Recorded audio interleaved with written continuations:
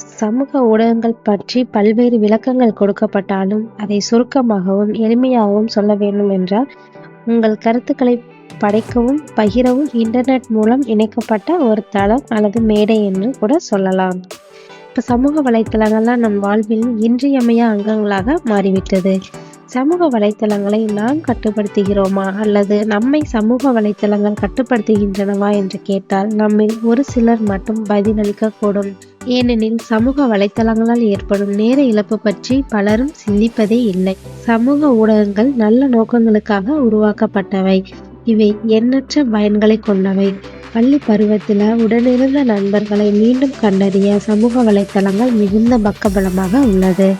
பல்வேறு வெற்றியாளர்களுக்கு அதிக எண்ணிக்கையில் ரசிகர்களை ஏற்படுத்த காரணமாக இருக்கின்றன.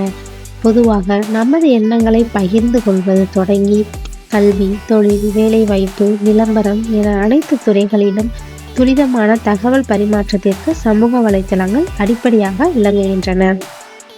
கடந்த சில ஆண்டுகளாக உலகம் முழுவதும் சமூக வலைத்தளங்களை பயன்படுத்தியுள்ள எண்ணிக்கை அதிகரித்துள்ளது. உலகத்தில் உள்ள மக்கள் கால்வாசிக்கும் அதிகமானோர் ஃபேஸ்புக், வாட்ஸ்அப், இன்ஸ்டாகிராம்லாம் பயன்படுத்துகிறாங்க. இந்த மொபைலில் அதிக நேரம் மெசேஜ் டைப் செய்ய கட்டவிரல் பயன்படுத்துவதனால டெசினோசிடஸ் எனும் தசை கோளாறு ஏற்படும் என ஆய்வுகள் தெரிவிக்கின்றன. நீண்ட நேரம் மொபைல் போன் பயன்படுத்துவதால் கழுத்து வலி, பின்புற முதுகு வலி அதிக அளவில் ஏற்பட வாய்ப்புள்ளதாகவும் மருத்துவர்கள் எச்சரிக்கின்றனர்.